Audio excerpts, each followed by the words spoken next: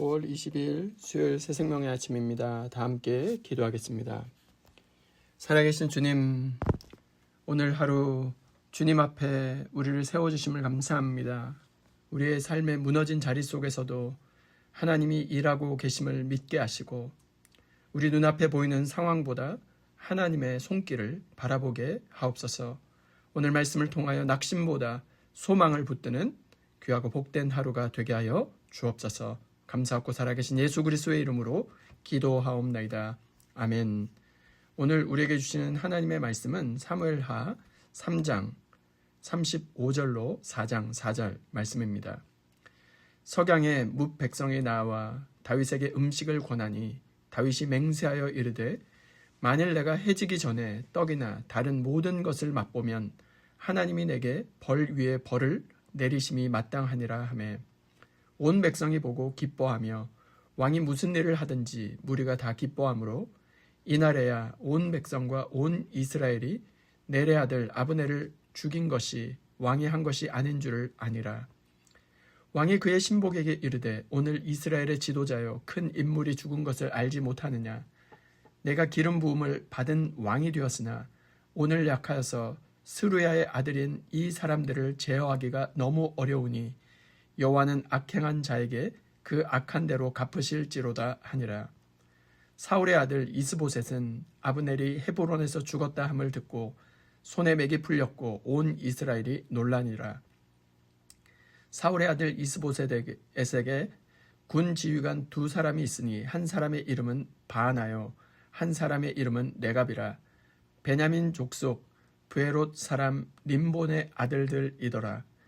브에롯도 베냐민 지파에 속하였으니 일찍이 브에롯 사람들이 기타임으로 도망하여 오늘까지 거기에 우거함이더라. 사울의 아들 요나단에게 다리 저는 아들 하나가 있었으니 이름은 무비보셋이라.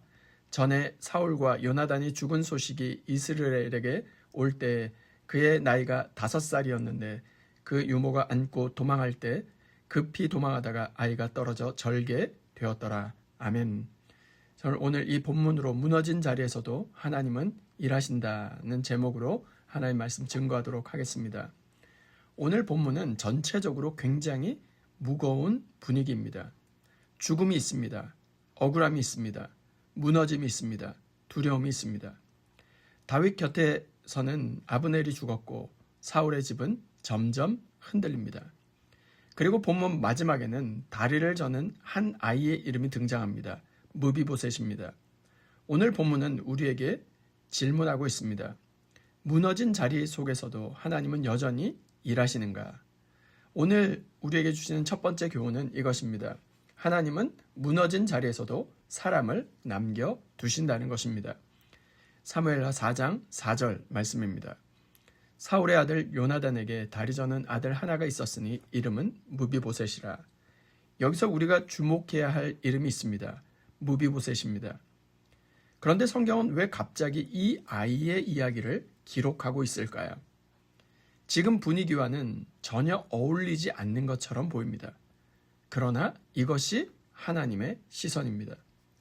사람들은 무너진 왕조를 주목하고 있지만 하나님은 그 안에 남겨진 한 사람을 보고 계십니다. 무비보셋은 어떤 아이입니까? 사무엘하 4장 4절 말씀입니다. 사울의 아들 요나단에게 다리 저는 아들 하나가 있었으니 이름은 무비보셋이라. 전에 사울과 요나단이 죽은 소식이 이스라엘에서 올 때에 그의 나이가 5살이었는데 그 유모가 안고 도망할 때 급히 도망하다가 아이가 떨어져 절개 되었더라. 이 아이의 인생은 갑자기 무너졌습니다. 할아버지 사울이 죽습니다. 아버지 요나단이 죽습니다. 왕가가 무너집니다. 그 상황 가운데 도망치는 중에 장애까지 얻게 되었습니다. 이 아이는 아무 잘못도 하지 않았습니다.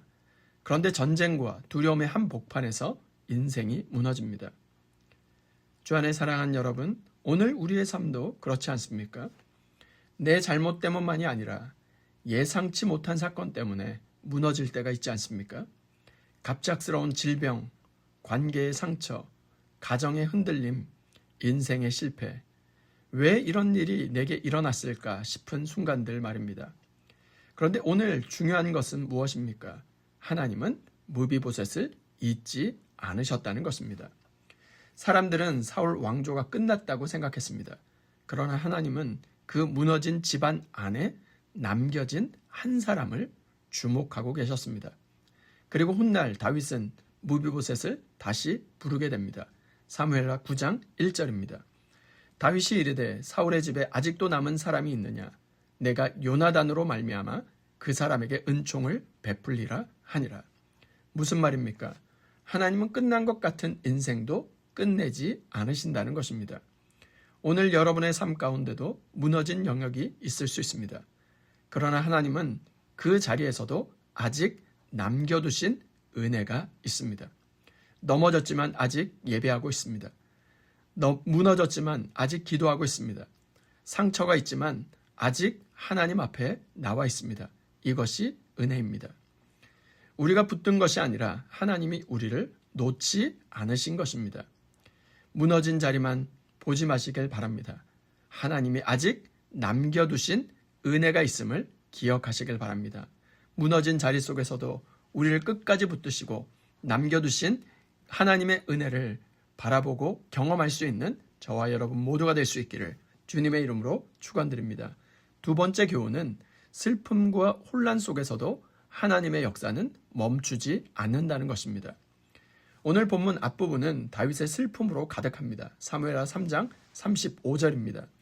석양에 뭇 백성이 나와 다윗에게 음식을 권하니 다윗이 맹세하여 이르되 만일 내가 해 지기 전에 떡이나 다른 모든 것을 맛보면 하나님이 내게 벌 위에 벌을 내리심이 마땅하니라 하매 다윗은 금식합니다.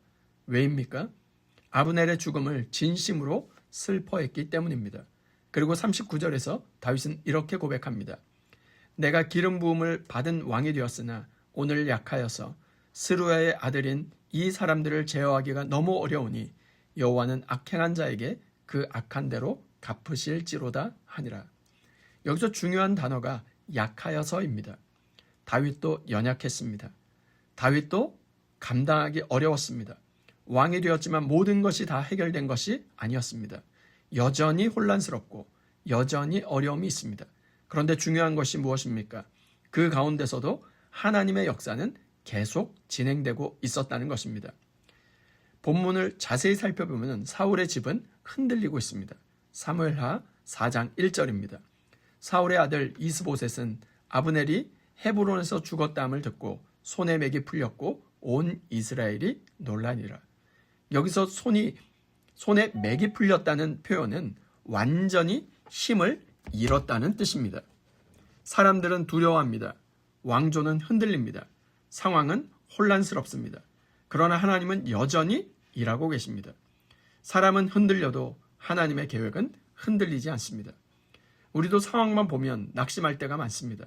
왜 이렇게 되는가? 왜 이렇게 흔들리는가? 왜 이렇게 늦어지는가? 그러나 믿음은 무엇입니까? 상황 너머에 하나님을 보는 것입니다. 다윗은 지금 약하다고 고백하지만 하나님은 그 약한 다윗을 통해 여전히 일하고 계십니다. 무비보셋은 무너졌지만 하나님은 그의 인생을 끝내지 않으셨습니다.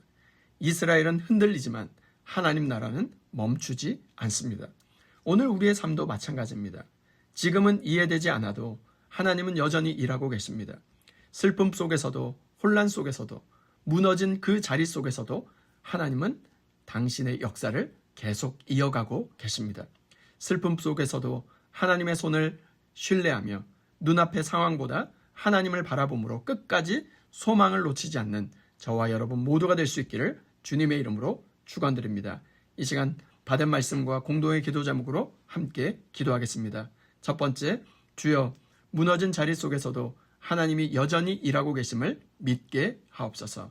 두 번째, 슬픔과 낙심 속에서도 상황보다 하나님을 바라보며 소망을 놓치지 않는 믿음을 주옵소서.